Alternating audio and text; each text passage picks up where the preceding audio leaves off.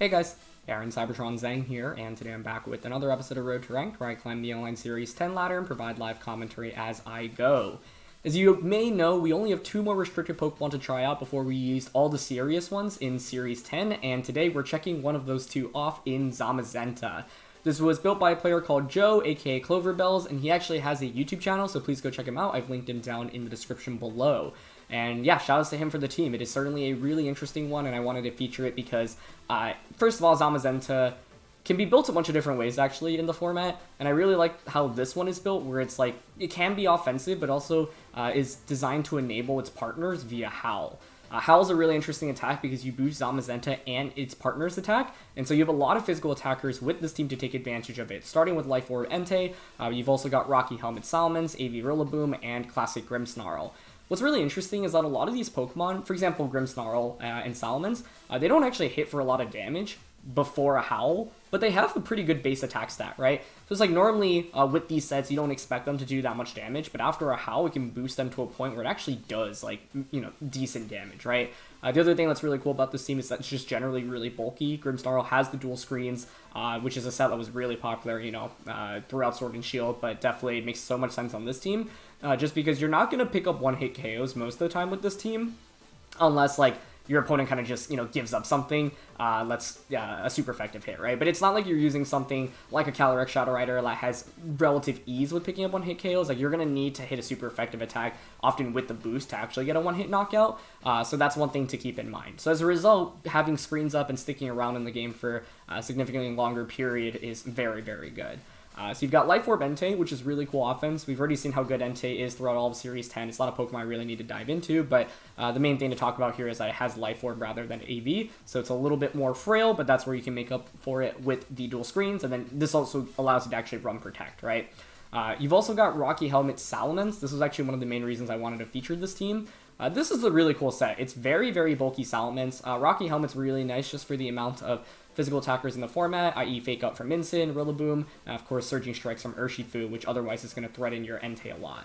So it's just a generally really bulky set, and so it's not designed to deal massive amounts of damage, but when you combine that with a single HOWL from Zamazenta, then its damage output obviously skyrockets because it has just a pretty good attack stat, right? So you actually still have a lot of physical damage here. It's just meant to first be used kind of more in a support-oriented role for Intimidate and Rocky Helmet, but then you can back that up with damage with HOWL. And then Salamence also gets nice utility, right? Breaking Swipe to decrease your opponent's attack, as well as Rock Tomb to decrease your opponent's speed. You've got Classic Grimmsnarl here. Do know that there's Sucker Punch as well as Spirit Break, so Sucker Punch is just so nice in Series 10 because it helps so much into the Calyrex Shadow Rider matchup in itself, and it's just generally good damage into a lot of other things. Grimmsnarl, I think, always hits for more damage than I anticipate, and it's just, like, easy to remember, or easy to forget that its attacks is, like, pretty high, just because a lot of people see Grimmsnarl as a more support-oriented Pokemon, but this thing can actually deal some decent damage, especially, like I mentioned, if you get a HOWL off as well. So, yeah, to close out the team, you've got Classic Citrus Suicune. This one doesn't have Protect, so it's just Tailwind, Scald, Ice Beam, Snarl, and then AV Rillaboom, pretty standard, but the main thing to note here is that it has Drum Beating.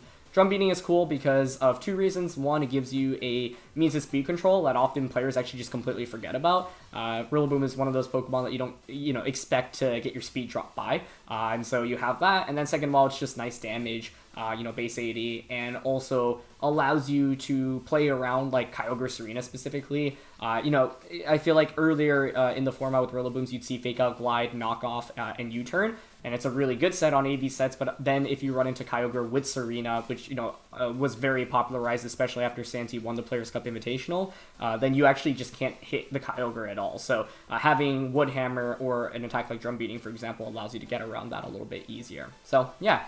Games with this team, once again, it's going to be a little bit tricky because it's all about how you distribute your damage. You're very rarely going to just, knock things out turn by turn by turn. It's not something that's hyper offensive like Calyrex Shadow Rider or Zacian or Xerneas, for example. So you have to be careful about your switches. Lead matchups are obviously really important. And then figure out when you can actually get the bulk of damage, right? Often it's looking for one big attack from Entei or one big attack from Zamazenta. And try to always think about, how you can position yourself to get HOWL off. So go check out Joe. I've linked him in the description below. And like I mentioned, he makes a lot of cool YouTube content, so credits to him for the team. Thanks to you all as always for watching. Question of the day, I'm curious if you have good question of the day suggestions, because I am running out of them. So if you have fun question of the day ideas, let me know down in the comment section below. And yeah, Thanks so much as always for watching. Leave a like if you enjoy, and let's get started. Alright, getting into things here, and this is a really interesting team with Jellicent, Raichu, Tsareena, Kyogre, Urshifu, and Tornadus.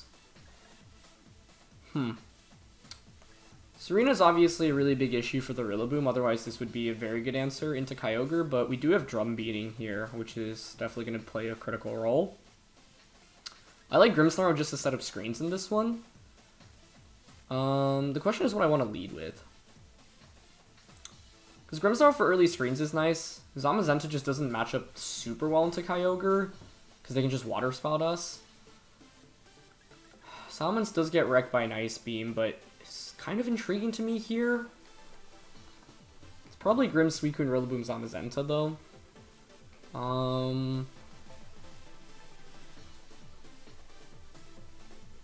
I could go like Zamazenta or Rillaboom. That's also low-key interesting. Because I can Howl immediately. That's actually pretty intriguing, yeah. I guess the issue is if they just go Tornadus Kyogre, right? Yeah, I'm gonna go Grimmsnarl, Rillaboom, Zamazenta, and I feel like it should be Suicune. Yeah, Suicune just walls Kyogre in itself so well that I especially with screens being up, and then like you can Snarl it. I can fish for Scald Burns as well, that I feel like it's probably just better for Suicune here. Salamence just gets one-shot by an Ice Beam. They don't have enough physical damage for me to justify bringing it, unless it were actually Water Urshifu. Then you could actually make a pretty good argument for Mence. I'm gonna go Kyogre Jellicent. Very interesting. Okay. I don't mind that. This is a really free Reflect and Drum Beating turn 1, I think. So the key thing here is, I mean, you would think they'd want to switch into Tsareena. This totally could be like slow Kyogre as well. Actually, never mind. Their rain goes up first, so probably not. But yeah, I don't mind the Light Screen into Drum Beating turn 1. And then I can just Reflect turn 2. Cool. The main reason I didn't want to lead with Zamazenta here, by the way, is because I don't know if Kyogre is Choice Scarf, and I also have to respect Kyogre plus like speed control, i.e. Raichu or Tornadus on turn 1. Mainly Tornadus with Tailwind.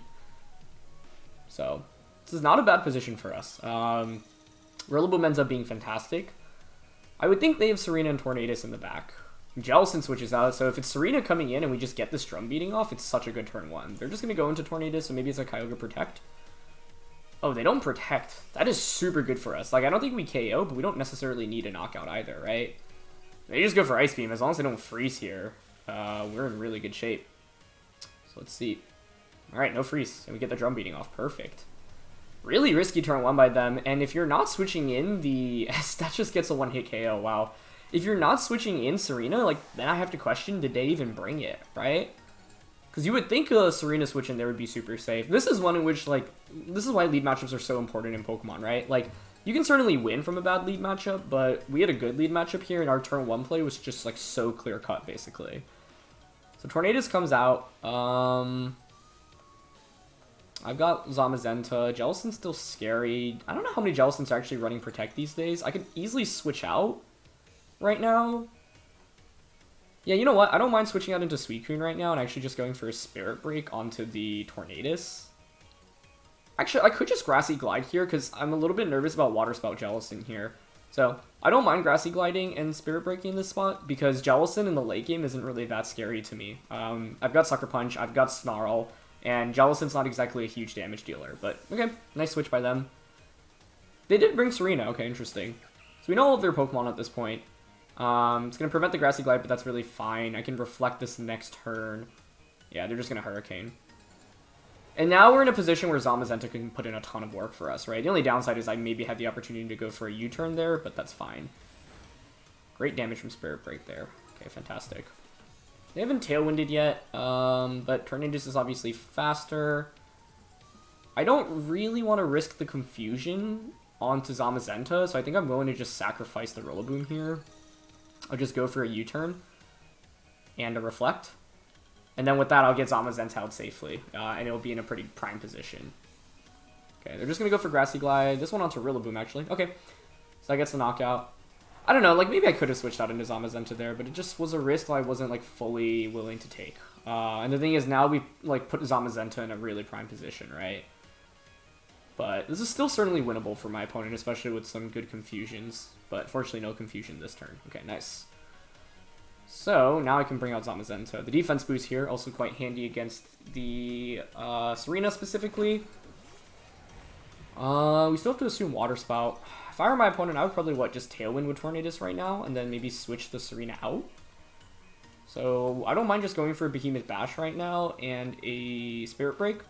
The slight downside for us in this matchup is the Tsareena preventing our priority glide and U-turns, so I can't do as much with those, but that's fine. Tsareena ends up switching out and I get Jellicent on the switch in. Like, Rain is also not infinite, right? It's going to expire at some point. So as soon as that expires, Jellicent's potential damage output is a lot less scary. The only main thing is that I can't Sucker Punch it. But with Kyogre going down as quickly as it did on turn 1, I think we're still in a very prime position. And they stay in with both Pokemon. They don't Tailwind, which I think is actually a really critical mistake, because I think you need Speed Control to potentially win. Although, I can see what they're setting themselves up for, which is a potential Trick Room with Jellicent. That could also be scary. But Jellicent is not a huge damage dealer in this matchup. It's mainly, if we knock out Tsareena, then Suicune should win against Jellicent. They're going to opt for a high jump kick, but with the defense boost and Reflect, we take that decently well. And now we just get a Spirit Break up. Perfect. I think the cool thing about this team is also being able to use the Grimmsnarl offensively. Like, Grimmsnarl's base attack stats actually pretty decent, and then if you combine that with HOWL, it actually, accelerates even quicker, which is pretty awesome. But for now, I think what we can do is just double up on Tsareena. We haven't seen its item yet. We've seen Grassy Glide, High Jump Kick. So it could be Triple Axle Protect, and like it could be Citrus or some other item rather than AV. AV naturally does make the most sense on this team. Like, I think I'm fine just going for a Behemoth Bash here and a Spirit Break on a Tsareena. Because if Tsareena goes down, Suicune should just win against Jellicent. So what my opponent needs to do here is, yeah, 1/2 Protect on Tsareena. And with the lack of Protect here, actually, maybe they could still KO the Grim with the double up here. Okay, Spirit Break should knock it out, which is good. And once Jellicent goes down, or sorry, once Tsareena goes down, then I can Sucker Punch, right? They do have Power Whip, but unfortunately they miss, but we were faster anyway, so we were always going to get the knockout here. And I don't even think a crit Power Whip would have gotten that knockout, but that's definitely a really fortunate turn. We'll see what Jellicent opts for here. And it was Trick Room, okay. So yeah, even if that Power Whip connected, I think we would have been in a pretty secure endgame position, especially with the rain stopping. And this is now where we can finally use HOWL. We didn't really need HOWL to win this game, since we built up a pretty large lead as is, but it's a nice way to close out the game, just because it, significantly ramps up my damage output. And once again, turns Grimmsnarl into an offensive asset here. So I'm going to just click HOWL and go for a Spirit Break first onto the Jellicent. It's just guaranteed damage here. Okay, they go for Water Spout, but with Light Screen, this shouldn't KO either Pokemon. Yeah, you can see how good the screens are for us here. Like, ultimately, my opponent really just needed to utilize Kyogre, and with Kyogre going down as quickly as it did, it put them in a really tricky spot, right? So, turn 1 was really good, and that's the nice thing about having Rillaboom that doesn't just rely on Grassy Glide. You'll see a lot of players tech in Wood Hammer, and I think the Drum Beating specifically is a really interesting move that you don't see as frequently, but it's nice because not only does it deal so much damage, but it's also a really nice tech for Tsareena and Kyogre specifically. And Kyogre, I would say, is definitely one of the scarier matchups because you don't really get to utilize Salamence or Zamazenta super well. So we'll get a +1 Sucker Punch into Jellicent. It's actually not enough for a KO, but Bash should finish it off now as it goes for a very unfortunate Water Spout there. Did that even do damage? No, like, I actually thought it just did 0 damage, which, I mean, I always thought it had to do at least 1, but she straight up didn't see the HP numbers move there, but I did look away for a second, so I'm not sure. Either way, yeah, like, so much of my opponent's team relies on Kyogre for the offense, and I think screens just made it a lot tougher for them to play as well, but this game started with a really good lead, right, for us. If they go with, like, even Tornadus Kyogre, I have to be very careful about turn 1, because they could just easily switch Kyogre out into Tsareena, for example, and then just Hurricane the Rillaboom. So the fact that we already had a good lead and they gave up Kyogre the way they did basically gave us a absolutely huge advantage, which was obviously fantastic for us. So, yeah. That was definitely not, like, the prime matchup for Zamazenta to just howl away and support its teammates, but it was one in which, like, it was nice to have it secured in the end game. And at the end of the day, you can see once you have screens up with Zamazenta and the defense boost, like, you just get put in such a nice position. So, let's look for another one. Alright, getting into our next one here, and it's another Kyogre team. Oh my goodness. I mean, I don't mind playing against them, but I feel like this team really gets to shine in non-Kyogre matchups.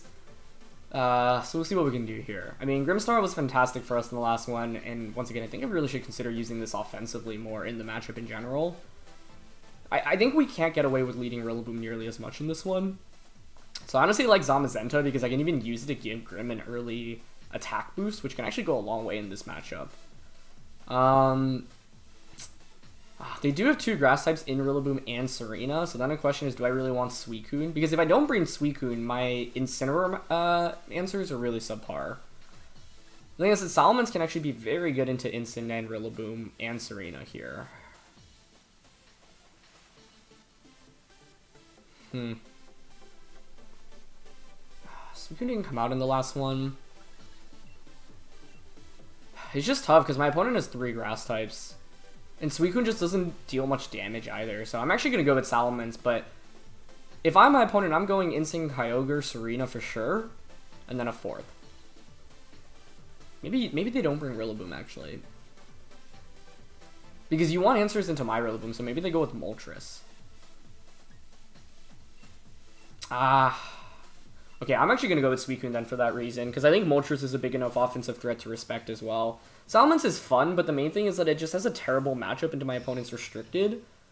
And it also just doesn't deal that much damage anyway, without a Howl boost. And like, I think, for example, if we're going up against Zacian or Groudon, I would definitely be bringing out Salamence most of the time, but in this matchup, go with Whimsicott and Tsareena. Okay. I actually think this is very favorable for us, all things considered. Like, we can get one of our screens up immediately. What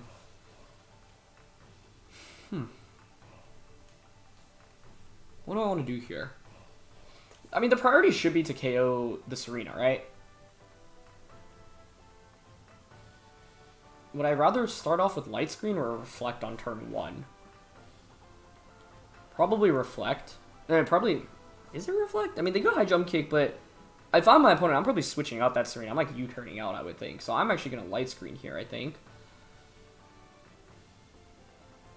Howl's really interesting. But I'm down to just Light Screen and bash into the Tsareena. Because if Tsareena goes down, that paves the way for Rillaboom, right? Yeah, they hard switch, which is also fine. So maybe Kyogre coming in? Yeah, that's fine. I get a free, like, 20% of damage onto it, which goes a long way in a matchup when your opponent's going to really want to rely on Water Spout. So I really don't mind that too much. I could have gone as a Tailwind, perfect. Tailwind's fine here because they're already going to outpace me anyway. I guess Zamazenta's faster, but yeah, like, I don't mind seeing it turn 1. And in fact, they could have staggered their Tailwind by a turn. Like, this effectively actually wastes their first turn, making things a little bit easier to play around. The other thing that I consciously tried to think about here is whether or not I wanted to knock out Whimsicott, because if I KO Whimsicott, it does just give my opponent a free switch in. Also, that damage is really good onto Kyogre for a resisted attack. That's not bad at all. I'll take that any day. Like, I've got Sucker Punch right now. What we can do is just, like, snipe off Kyogre with a Sucker Punch in a close combat. It's actually pretty tempting because, like, Whimsicott's not really the threat from my opponent's end. Yeah, I'm down for that, because I just think you might not even see the Sucker Punch coming here. Okay, they go for Encore, but that's fine. Honestly. See how much Sucker Punch does there. Like, a Behemoth... Yeah, we'll KO here, I'm pretty sure. The other sick thing is that you can't Encore Grimmsnarl, which is awesome. Okay. So, Encoring into Bash is fine. So, we've seen Encore, Tailwind, Moonblast, presumably. It's, you know, very standard. Unfortunately, though, yeah, it gets launched into the Whimsicott slot. Okay. That's fine, though. Like, Kyogre didn't really do very much damage there. Now, if you're my opponent, you probably want to pivot that Whimsicott out into Tsareena, but maybe they make the read. I think I'm very okay. Unless they're Endeavor. That's my only fear, that it's Endeavor Whimsicott. I don't mind going for Reflect to help out against the Tsareena and bashing into the Whimsicott slot. Because it'll KO Whimsicott, or if they switch into Tsareena, Tsareena takes a ton of damage on the switch in. And they stay in. Okay, that's fine with me. So I could have Sucker Punched there. Maybe they're just Moonblast Scalding here. Oh, it actually... I had the slightest feeling they might have had it here. And they actually did. Okay. That's really cool. But that's obviously a really big issue for us. That completely changes the dynamic of this matchup. It's been so long since we've run into Endeavor, but here it is.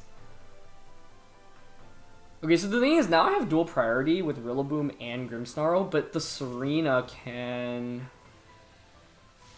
come in. And they can just click Endeavor. And I just lost probably my best means of offense. Yeah, they made a really nice play with that last turn, just staying in. So I would guess this does not have Protect.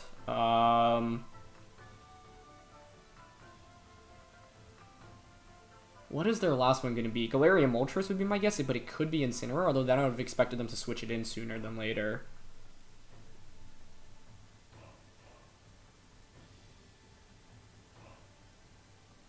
Oh, man. Like, they might not even switch in Tsareena here and just make a really crazy prediction.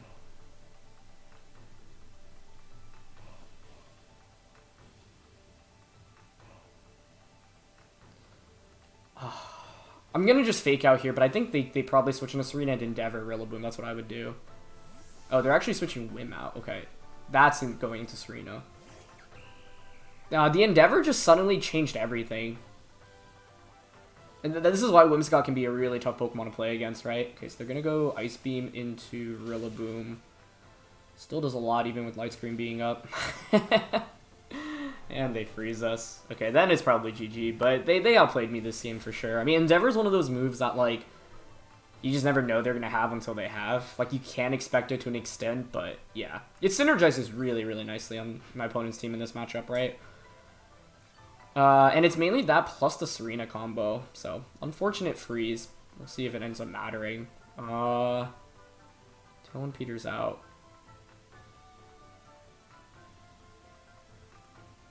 Yeah, I'll just try to drum beating here. I mean, you probably just go for... So it's Origin Pulse. They don't have Scald, so you could miss Origin Pulse. Tsareena can also Grassy Glide us.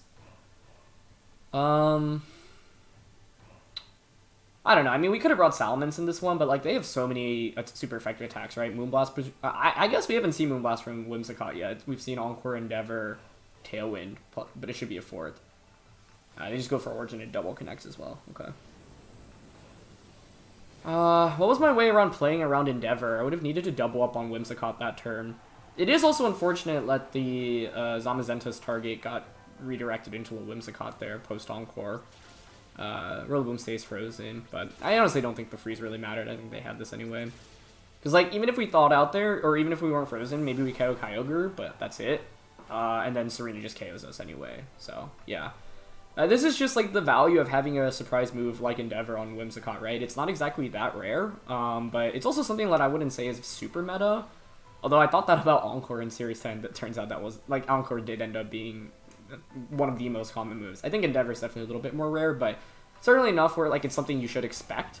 I wouldn't say you should expect. You shouldn't be completely shocked by, but at the same time, like, it's just such a narrow thing to play towards, because let's say Whimsicott doesn't have Endeavor and I just double up for a KO onto it, and it just gives my opponent a free switch in. I don't know if I necessarily want that. But the cool thing is being able to Encore then into Endeavor, because then I basically have no way around it because I can't protect in front of it, right? So that was really cool. And that turn I set a Reflect Up because I didn't think I was in immediate danger of taking damage, but if I had just gone Spirit Break onto the Whimsicott, I think we would have been in a much better spot. Even if we lose Zamazenta, because then at least Suicune and Rillaboom can handle them, like, the late game potentially. So, yeah. Really interesting matchup there, but well executed, and that is the strength of Endeavor on Whimsicott. Even a single Endeavor can completely snipe something away, and in a non-Dynamax format, it has so much more utility, so it makes sense for it to kind of return on Whimsicott after not seeing much play at all in the earlier formats in Sword and Shield, just because, of course, this is the first and only non-Dynamax format we've had. So, yeah, let's just look for another one.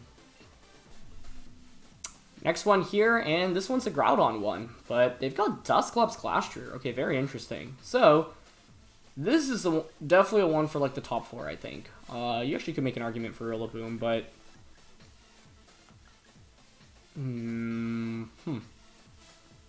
I mean, I can't hard deny Trick Room, right?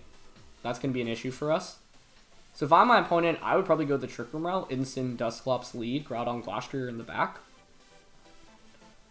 So they lead Incin plus Dusclops. What's my answer? What is my answer against that? Entei has Crunch.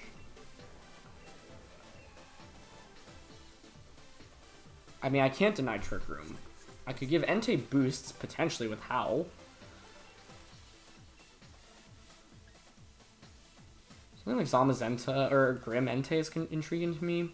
I mean, Zamazenta Entei is intriguing me because if I get Entei even a single attack boost, it can go a long way. But then the main thing is I kind of want like defense boost to boot, or like Reflect to start the game with Grimmsnarl. So I'll go Grim Entei, Zamazenta, Salamence, I think. Honestly, the main issue here is that my opponent has a Glastrier. If they didn't have Glastrier, this would actually be a super easy matchup, I think, because of Salamence. But the Glastrier alone, obviously, is going to be a really big threat under Trick Room.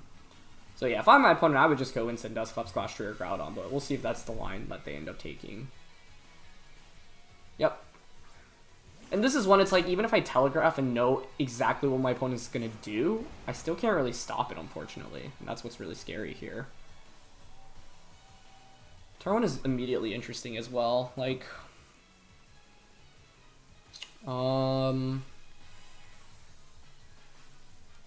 you'd probably want to fake out Grimmsnarl here, right?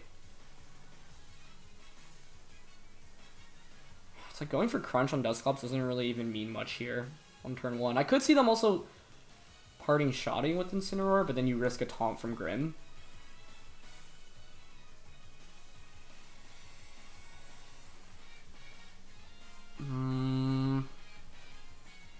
Got Salamence and Zamazenta in the back. The key thing is, like, neither of my opponent's Pokemon do much damage right now. Okay, I honestly am down to Extreme Speed Incin just to chip away at it and Reflect. Because, like, there's no point in damaging Dusclops when it can just Pain Split all of it away anyway. Okay. They just fake out Grimmsnarl, that's fine. We're gonna get E-Speed off. Because what I can do this next turn, at least, is make it awkward for my opponent to get a free switch in.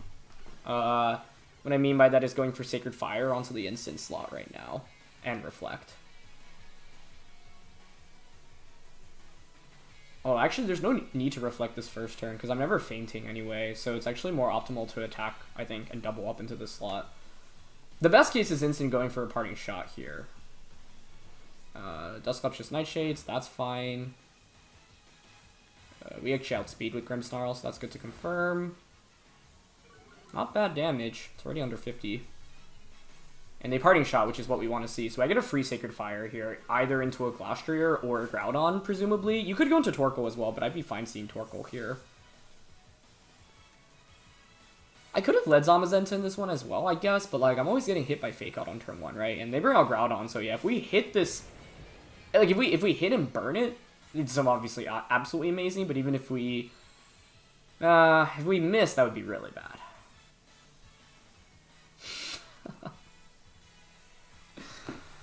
Oh, that is frustrating. Okay, I'm gonna switch out Immense and Reflect now. I jinxed myself by saying that.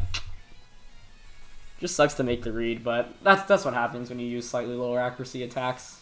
There aren't even that many on this team, but yeah, that's like a brutal one, because not only is it a huge chunk of damage, but if we get the burn there, my opponent's Trick Room is essentially just stalled out. But now Groudon is a much larger offensive threat, unfortunately for us. So, just how the cookie crumbles sometimes. We'll have to do our best to play around it. But to be honest, our Trick Room matchup isn't amazing, so especially if they have Swords Dance on Groudon here. Okay, they just go for Precipice Blade, so at least that's good to see. Don't know if this KOs us. Okay, it doesn't. And their Life Orb. Okay, lots of good information there, actually. There's only 2 turns of Trick Room left. The key thing to do in this game is deny them a second Trick Room, ideally. It's just tough because I don't have much damage here right now. But Breaking Swipe is valuable. And I've got Sucker Punch as well. So I'm down to Sucker Punch and Breaking Swipe Dusclops. Groudon switches, which is fine by me. Probably into Glastrier? Okay, back up into Incin, that's also fine. Yeah, this is okay, because if we deny them a second Trick Room, Entei actually cleans this up for us. Okay, I presume they're going to target the Salamence here with the Nightshade. It's only the logical target here, but they actually go for Grim, which I'm actually very happy with. That just gives me a free switch in right now. I'll gladly take that.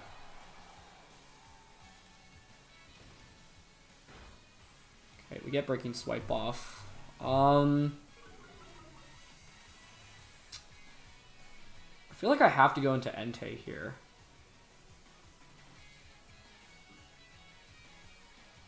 Yeah. My only issue with going into Entei is their ability to Parting Shot me, but I think I have to. Because if I go into Zamazenta, I don't see how we're knocking out Dusclops the next turn to deny them a second Trick Room. So here, I'm willing to go for another Breaking Swipe. 160. Sacred Fire actually does more because the sun is up. And it gives us a burn chance. I'm going to go for Sacred Fire. Mainly because I'm not sure 2 -1 crunches and a Breaking Swipe does enough to KO Dusclops. And a burn here is actually really significant. Just because it gets more chip damage on the Dusclops as well. Okay, they Pain Split Salamence, which I'm fine with. Actually, it brings them to full. Maybe I'm not fine with that. And they just Darkest Lariat. That's actually a really big deal because it means you didn't Parting Shot into me. Okay. Into Entei. It's not much damage. We'll get another Breaking Swipe off. The other question I have is the item on Incineroar here. But, like, Salamence is so good in this matchup, right? It's just enabling it. Okay, they're not buried. I do hit this Sacred Fire, so that's huge. Okay, perfect. That's exactly the position I wanted. No burn, but that's fine. I wonder if a Rock Tomb just KOs Incineroar now? I wouldn't think so.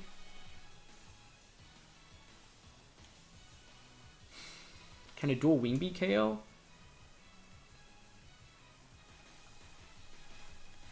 Got Zamazenta in the back. If you're my opponent, you probably think about Parting Shotting with Incineroar to reset a Fake Out and Trick Rooming with Dusclops.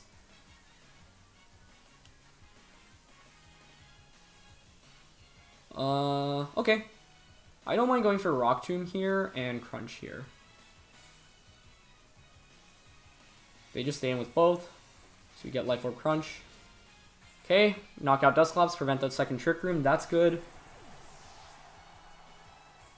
We take our Life Orb damage. If Rock Tomb gets the KO here, that's huge.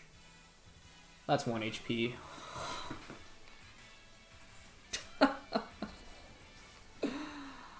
Oh. Okay. This game has definitely not made it easy for me, but that's okay. That's okay. We can still win. I'm just curious what their fourth is. The issue is now you can just bring the...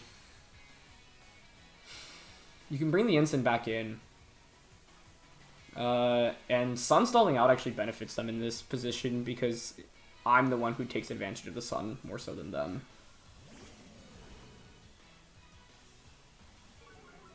I could fish for a Sacred Fire Burn. Like, the easy play here is to double protect. Okay, yeah, I think this is what we do. I think we just double protect here. You would think their last one's Glastrier, right? That would only make sense. It could be Venusaur, I guess. But Salamence is just so good into the Groudon matchup here that I'm willing to double protect. And then into Breaking Swipe. This is a great play by them, though. That's exactly what they needed to do. Oh, but it's Torkoal. Okay, that changes things. That changes a lot, actually. I'd actually rather have seen Glastrier because I don't have great damage in a Torkoal here. So this is where, like, missing that first Sacred Fire is such a big deal because if we had hit it, even if we don't get the burn, I at least had gotten good damage onto it, right? They have Rock Slide as well. Okay, so shouldn't have Swords Dance. I'm fine clicking Breaking Swipe here. The only issue is that if I'm my opponent's Torkoal... I mean, I'm probably protecting Groudon here if I were my opponent. And going for, like, maybe Earth Power onto Entei.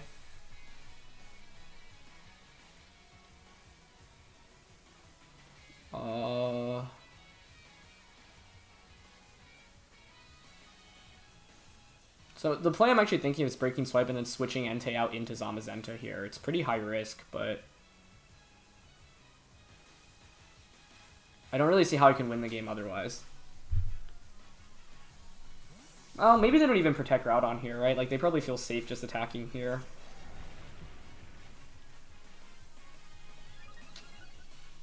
I should have maybe set up Light Screen in this game as well. Oh, they actually sack Incin. I'm actually very okay with that, I think.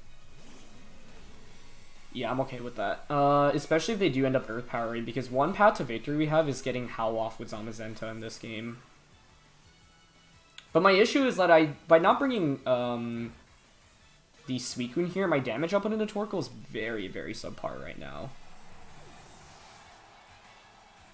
Yeah, they do Earth Power. Okay, that's the turn I was expecting from them. Zamazenta takes that really well. Okay, good. Yeah, I just really wish we hit that Sacred Fire earlier, but there's no point in dwelling on that. So what's our path to victory right now? Groudon is not intimidated. Reflect is still up. Me switching into Entei is fairly obvious. In fact, it's too obvious, but I'm at -3. Entei does feel like the win condition here.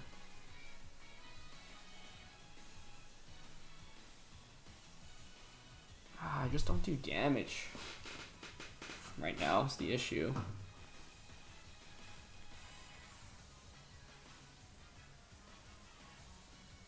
Okay, I'm down to... Do I switch here? I think it's too obvious, but I'm still going to go for it. And protect. Because if they actually give me a free switch in, that's our path to victory right now. They did a good job bringing Torkoal as their 4th over Glastrier, though. I thought Glastrier was surely going to come out. Groudon protects, I'm fine with that, because if you didn't Earth Power into the Salamence, this is actually a great turn. They just Heat Wave. Okay, that's actually huge. I think this gives us a really good shot, actually. I don't know if Life Orb Sacred Fire KOs here into Salamence, though. How many turns of Sun are left? 2. Like, what I want to do is Sacred Fire here into Groudon and then switch Zamazenta out into Salamence. Then I can double protect to stall out the Sun, and then I can Howl to get a boost onto Zamazenta. The other thing is I could have stayed in and just attacked with both Pokemon, but I'm pretty sure we just feint to the Torkoal there on both Pokemon. Then I'm not sure Salamence wins that 1v1.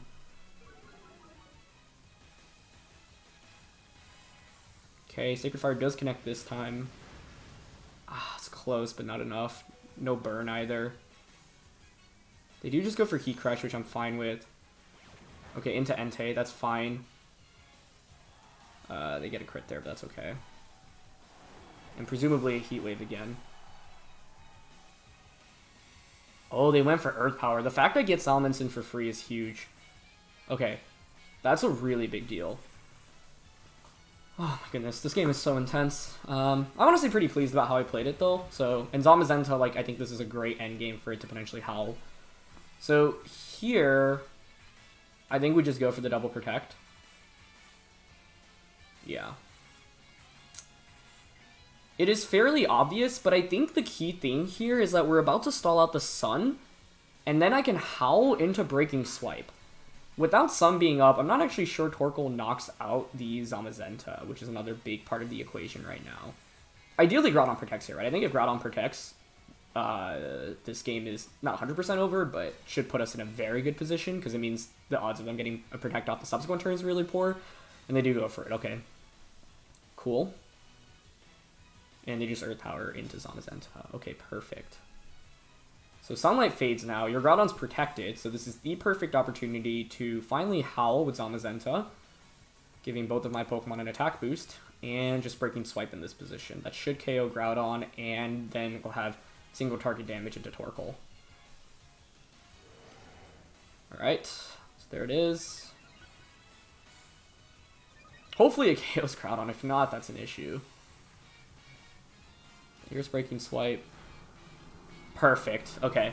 And now we get single target Breaking Swipes as well. Or I could go for dual Wing Beat, but I probably want to go for the higher accuracy option. And they just Earth Power. So at this point, like, Salamence should wall the Torkoal, and this doesn't KO us either. Wow. Okay. So I think we should be good here. It's actually more optimal to protect Zamazenta in this position. Because, yeah, you can't do any damage into it. I'm just not like, I don't know Torkoal's item yet. And we always just go for Breaking Swipe because it hits 100% of the time. Yeah. So the idea behind this play is to force the 2v1 for a little bit longer in case Torkoal has a bulkier berry, for example, which sometimes is the case. But you can see Breaking Swipe now is actually doing significant damage. One single howl goes such a long way, and they just Heat Wave. Okay, cool. Now, If they burn, that's where things get a little bit scary. But without a burn, a double up with close combat and breaking swipe should KO. And no burn. Okay, perfect. Salamence and Zamazenta were so... Like, this is why I wanted to play against non-Kyogre teams, because I think, like, there's so many matchups where both of these Pokemon can really thrive in. But, yeah, Kyogre just wasn't exactly the most favorable matchup for us earlier on. Although in Game 2, like, that was certainly winnable as well, right? Like, I definitely didn't play perfectly in the turn. I spent reflecting with Grimmsnarl. That was already a mistake. I also could have just made the read and, like, gone for Sucker Punch that turn. That probably would have closed out. It would have swayed the game significantly into my favor. But, yeah, that was a really intense one to end things on, but a really fun one. So, yeah, this is a really cool team. I think, like, Zamazenta definitely a little bit harder to execute because it's not exactly the strongest restricted in itself. But it's fun to use a restricted that enables its partners really well. And I think, like, yeah, this team, you know, has so many fun supportive members. And Salamence is not a Mon we've seen very much. And it was really the MVP of this third one, especially with my opponent not bringing that Glastrier. I'd say if they brought Glastrier, Salamence's life would have been more difficult, but then Entei would have just hard won us the end game. But by bringing the Torkoal, like, yeah, I didn't have that much late game damage for it, so we had to kind of dance around it. But we were able to find an end game and a win con for it. So thanks so much as always for watching. Leave a like if you enjoyed. Don't forget to answer the question of the day, and I'll see you all soon. All right, peace.